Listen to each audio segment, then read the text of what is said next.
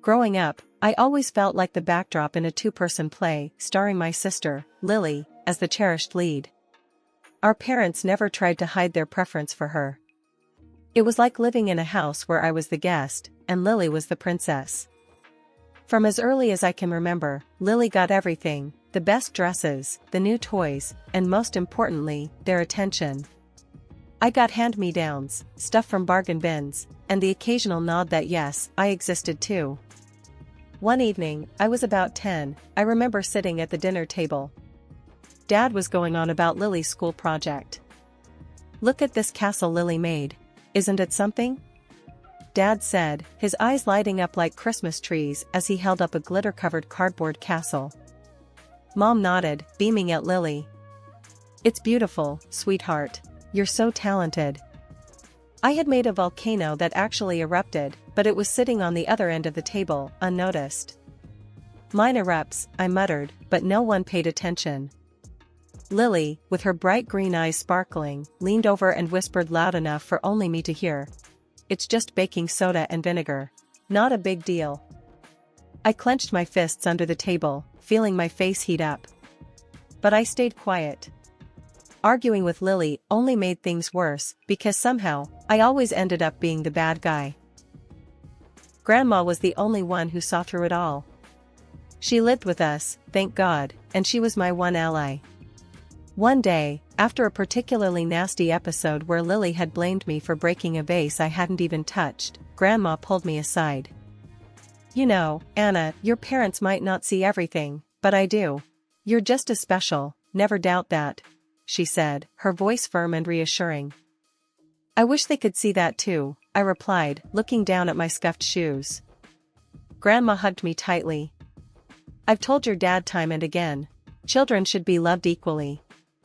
But it never changed.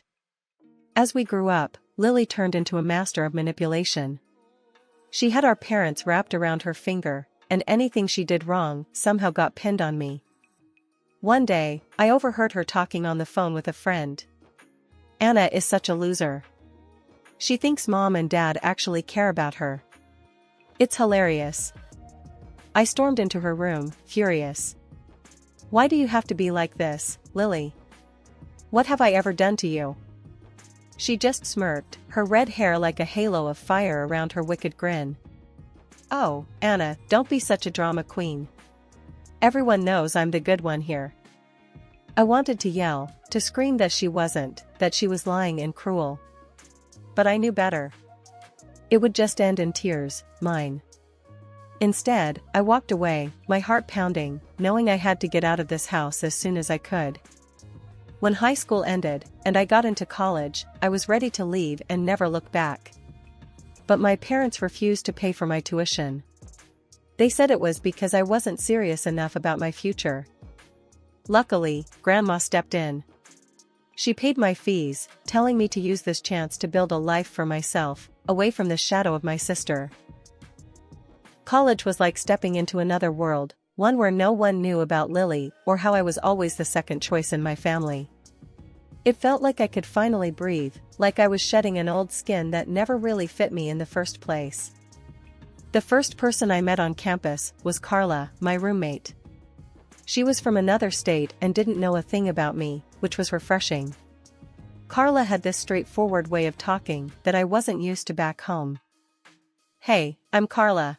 You're Anna, right? Let's make this room cool, okay?" she said as soon as I walked into our tiny dorm room, her words direct and devoid of any pretense. "Sure, sounds good to me," I replied, grateful for her easy demeanor. In those first few weeks, Carla showed me around, introducing me to her friends and pulling me into her social circle. I was hesitant at first, unsure how to act when no one expected me to fail or fade into the background. Hanging out with Carla and her friends, I realized they spoke their minds, no filters, no walking on eggshells. It was all straightforward and, honestly, kind of liberating. "Anna, you gotta loosen up. We're all here to have a good time, not judge each other," Carla said one night as we sat in the common room, surrounded by laughter and the smell of microwave popcorn. "I know, I'm just not used to this," I admitted, feeling a bit out of place, but welcome at the same time. Well, get used to it. You're with us now, she said with a wink. As the semester went on, I started joining study groups, attending class regularly, and really throwing myself into my marketing courses. My professors noticed. Miss Grant, your project was impressive. You have a knack for this, Professor Jacobs commented one day after class, handing back a paper I'd written with a high grade on it. Thank you, Professor. I really enjoyed working on it, I said, feeling a pride I hadn't known before. At the end of my first year, I got a summer internship at a local marketing firm. I was over the moon. I called Grandma to tell her the news. That's wonderful, Anna. I knew you could do it. Grandma's voice crackled over the phone, filled with genuine pride. Thanks, Grandma. I couldn't have done it without your help, I replied, feeling a lump in my throat. And you'll do even more. Just watch, she said, her confidence in me unshakable. By the time senior year rolled around, I was a different person. I had confidence, real friends, and a career path that excited me. College gave me the freedom to be who I wanted to be, away from the shadow of my family's expectations and Lily's manipulative antics. After graduation, I landed a job at a well-known cosmetology company in the city. But it wasn't just my career that was about to change, my personal life was on the brink of something entirely new. It all started at a city exhibition where different companies showcased their products. I was in charge of our company's booth, explaining the benefits of our latest skincare line to anyone who showed interest. Looks like you really know your stuff, a voice said from behind me. I turned around to see a tall guy with an easy smile watching me. Thanks. I try, I responded, brushing a loose strand of hair from my face. I'm Michael, he introduced himself, extending his hand. Anna, I replied, shaking his hand. There was an immediate, undeniable spark. We chatted casually at first about the products and the exhibition. But then, the conversation shifted. Michael was funny, throwing jokes left and right, making me laugh more than I had in a long while. And so, half-jokingly, we set up a date for the following weekend. Dinner turned into seeing each other almost every weekend after that. Michael was different. He listened when I talked, really listened. He cared about what I thought and felt, which was a new and wonderful experience for me. The months flew by, filled with little moments and big feelings. Before I knew it, a year had passed, and we were seriously discussing our future together. One night, over a quiet dinner at our favorite little Italian place, Michael looked more serious than usual. He took a deep breath. Anna, how would you feel about making this official? Like, really official? I knew what he meant, but I needed to hear him say it. Are you asking what I think you're asking? I prompted him. Michael nodded, taking my hands in his. Marry me, Anna. Let's start our own story. Tears sprang to my eyes, not from sadness, but from a profound happiness that flooded through me. Yes, Michael, I'll marry you. Getting engaged to Michael was like a dream. I was over the moon, floating through my days with a goofy grin plastered on my face. But when it came to actually planning the wedding, reality hit hard and fast, especially when my family got involved. I remember calling my parents to tell them the news. Their response was lukewarm at best. That's nice, dear, Mom said, her voice strained. But are you sure about this? You know how these things can be rushed. I clenched my jaw, trying to keep my cool. Yes, Mom, I'm sure. Michael is great, and we're really happy together. Well, if you say so, she sighed, and then quickly changed the subject. The trouble really started when I went home to discuss the wedding plans. The air was thick with tension the minute I stepped into the house. Dad was the first to bring up the elephant in the room. You know, Lily should really help with the wedding. She has such good taste, Dad suggested, casting a meaningful glance at Mom. Lily, who'd been surprisingly quiet, suddenly lit up. Oh, absolutely. I'd love to help plan your wedding, Anna. I was suspicious. Lily and helping didn't usually go in the same sentence unless it benefited her directly. but before I could decline, Mom chimed in. It would be such a nice way to bond before the big day. And think about it, Anna, with your work schedule, do you really have the time to manage everything? Against my better judgment, I agreed. I was too busy, and maybe, just maybe, Lily had changed. How wrong I was. Weeks went by, and every time I called Lily to check on the progress, she reassured me with her sweetest voice. Everything's under control, sis. I booked the venue, and wait till you see the decorations I planned.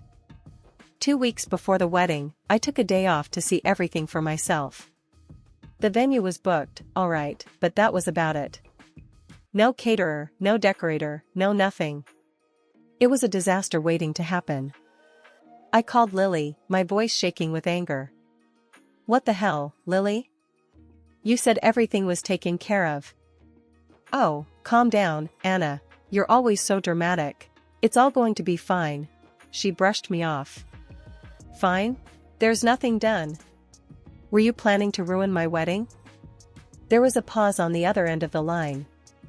Then, in a voice dripping with feigned innocence, she said, I don't know what you're talking about. Everything will be ready, trust me. I hung up, fuming. No way I was going to let her mess this up. I called my friend Janet, who had an impressive experience with event planning. Janet, I'm in a bind. Can you help me salvage my wedding? Of course, Anna. Don't worry, we'll make sure your day is perfect. What's done is done. Let's fix this, Janet responded, her voice a lifeline in the chaos. With Janet's help, we started from scratch. It was a mad dash of booking, tasting, and organizing, but slowly things started coming together. The day before the wedding, I confronted Lily again. This time in person. She just shrugged. Look, I did what I could. If that's not enough for you, then maybe you're expecting too much, Lily said, her voice cool and detached. I expected my sister to have my back. Clearly, I was wrong, I replied, my voice steady, despite the anger boiling inside. Despite all the setbacks, the wedding day arrived, and it was everything I had hoped for and more. The venue looked beautiful, the food was delicious, and the music set the perfect mood. As I danced with Michael, feeling like the luckiest woman in the world, I almost forgot about the chaos Lily had tried to cause. Almost. But as the evening wore on, the inevitable couldn't be avoided. It was time for the speeches, and my heart sank as Lily stepped up to the microphone, her smile a little too sweet. Hello, everyone. Lily's voice was bright, carrying over the crowd. I just want to say how happy I am for Anna and Michael. Being the maid of honor and the wedding planner was such an honor. I could feel the anger bubbling up inside me. The lies were too much. She was taking credit for everything Janet and I had scrambled to fix. My hands clenched into fists under the table, but Michael squeezed my hand, giving me a look that said, let it go. But then Mom took the microphone from Lily, her eyes glistening with pride, for Lily, not for me. And we need to thank Lily for saving the day. We are so proud of how you stepped up. Anna, you should be grateful to have such a wonderful sister. That was it. I couldn't hold it in any longer. Actually, I started, my voice loud enough to draw every eye in the room to me. I stood, my chair scraping back sharply. I think there's been a misunderstanding. The room went silent, all chatter stopping as everyone waited for what I would say next. Lily didn't plan this, I said, my voice steady, despite the shaking in my legs. 2 weeks before today, I found out nothing was prepared. No flowers, no caterer, not even a cake. If it wasn't for my friend Janet, who is here tonight, this day would have been a disaster. Lily stood up, her chair clattering behind her. That's not true. I did so much for this wedding. Anna, why are you always trying to make me look bad? Why? You wanted this day to fail. I said, turning to face him, then the crowd. I have the emails from the vendors, messages saying they hadn't heard from anyone until I contacted them. Lily's expression faltered, then burst into tears, running from the room. The dramatic exit, another classic move. The rest of the evening was a blur. Some guests whispered and shot me sympathetic looks, while others seemed to buy into Lily's tearful act. It hurt, but at least now, some people knew the truth. As the party wound down, Michael held me close, whispering, "We're married now. That's all that matters." He was right. Despite the drama, we were together, and that was the most important thing. But as we left the venue, I couldn't help but feel the sting of my family's doubts, and Lily's treachery lingering in the air. Just when I thought things couldn't get any worse, they did. My sister Lily disappeared, leaving behind nothing but her car, her purse, and a damning note that pointed the finger straight at me. The note was a masterstroke in her ongoing drama, claiming my supposed cruelty drove her to think about ending her life. The fallout was immediate and brutal. My parents, already cool towards me thanks to Lily's theatrics at the wedding, now turned ice cold. The phone call from my mom about Lily's disappearance is etched into my mind, her voice cold and accusing. "Anna, your sister is gone. She left a note, and she blames you. She said you've been cruel, that you pushed her to this," Mom said, each word like a dagger. "That's ridiculous. I haven't done anything to her. You know how she is, how she twists things," I shot back, my voice shaking with a mix of anger and despair. "Enough, Anna. Your sister is missing, possibly worse, and all you can think about is defending yourself," she snapped before hanging up. The accusations didn't stop there. Relatives, friends, even neighbors seemed to have read the script Lily left behind, all casting me as the villain in her twisted story. But the worst blow came from Grandma, the one person I thought I could always count on. When I went to see her, hoping for some support, she met me with a frosty gaze, her disappointment palpable. "Anna, I can't believe you. Your sister felt so tormented she had to run away. And all you can say is that it's a lie?" Grandma's voice was stern, her usual warm tone gone. "Grandma, please, you know me. I would never hurt Lily," I pleaded, feeling the tears start to well up. Grandma shook her head, her expression hardening. "I thought I knew you. But Lily's note. Anna, she was clearly in a lot of pain. And no truth you wanted to prove is worth her life." "But it's not the truth," I protested, my voice rising in desperation. "I think it's best if you leave. I need to think about all this, about where we all went wrong," she said, turning away from me, signaling the conversation was over. Walking away from Grandma's house that day felt like leaving my last safe haven. Betrayed and isolated, the weight of the entire situation bore down on me, crushing. As the days turned into weeks, with no word from Lily, the strain started to show in every aspect of my life. Michael tried to be supportive, but the constant stress was a wedge between us. "Anna, maybe it's time to just let it go. Maybe stop trying to defend yourself and just move on," Michael suggested one evening, his voice weary. "How can I move on? My own family thinks I'm a monster. How do we just live with that?" I snapped, frustration boiling over. I felt utterly alone, surrounded by people who either believed the worst about me or didn't know how to help. And with Lily gone, the narrative she crafted seemed to solidify into an undeniable truth in the eyes of everyone around me. With each passing day adding weight to the loneliness I felt. Michael, the one person I believed would always be by my side, had grown distant. His frequent business trips to another city only widened the chasm between us. It wasn't just emotional distance, something tangible had shifted, and the receipt I found one afternoon was the grim proof. Stuffed carelessly between the pages of a magazine on our coffee table was a receipt for women's clothing, expensive clothing, the kind you buy when you want to impress someone. The kind you don't buy for your wife and then forget to mention. At first, denial took over. There must be some explanation, a surprise maybe? But the cold, hard doubt crept in, gnawing at me. After everything with Lily and the family, this felt like another bitter betrayal. I needed answers. I hired a private detective. It felt so cliché, like something out of a bad movie, but what other options did I have? I gave him all the details, Michael's travel schedule, the receipt, everything. He called a couple of weeks later. "I have the results of the investigation," he said, his voice neutral. I'll drop off the full report and the photos tomorrow. It's best if you see everything for yourself. The next day, armed with the report and a sealed envelope of photos, I felt like I was on the verge of a breakdown.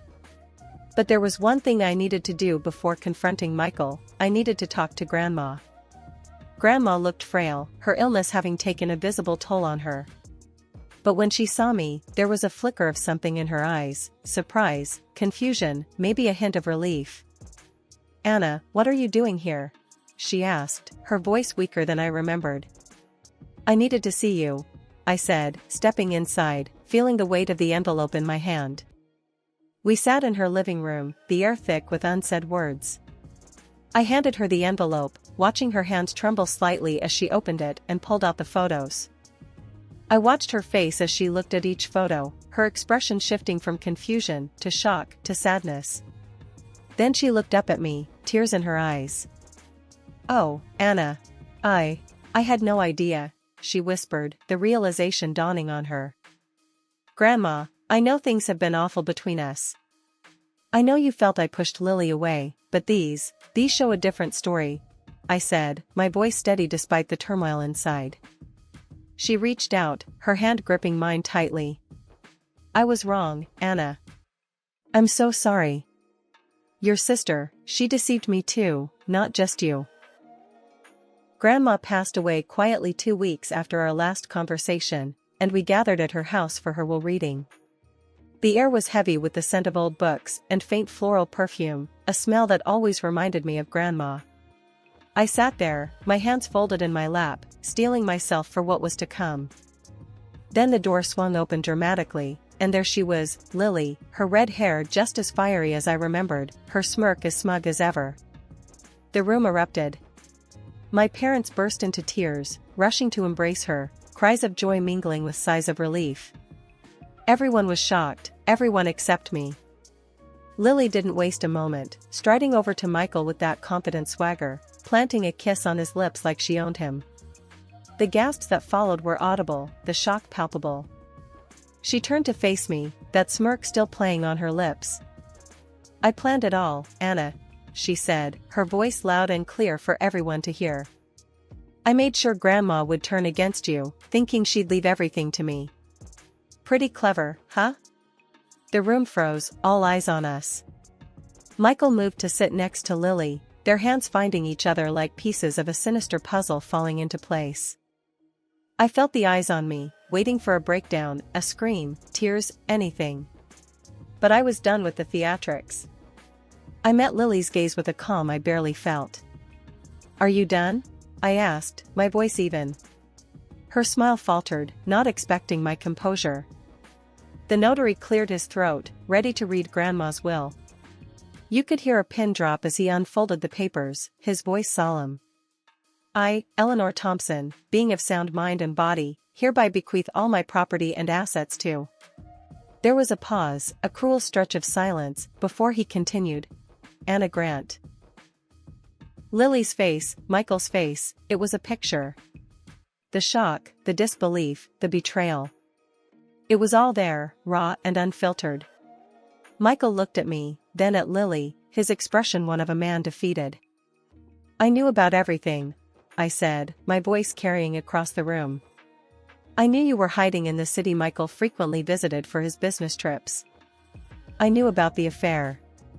I pulled out the photos and evidence the detective had gathered and tossed them on the table. The room erupted into chaos, voices raised in shock, anger, disbelief. My parents, still clinging to their golden child, looked at me with eyes full of questions and accusations. Lily and Michael started blubbering, apologies and excuses spilling out. "Anna, please, we didn't mean..." "Save it," I cut them off, my heart hardening against their fake pleas. "I'm filing for divorce, and I want compensation for the betrayal." My statement was met with stunned silence, then more whispers.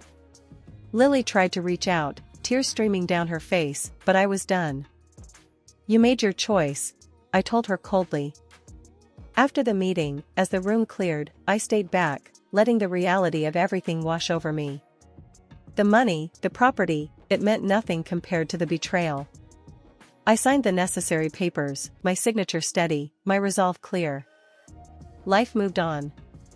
I settled the divorce, received the compensation, and started rebuilding my life, piece by piece. It was hard, harder than anything I'd ever done. But for the first time in a long time, I felt like I was in control of my own story.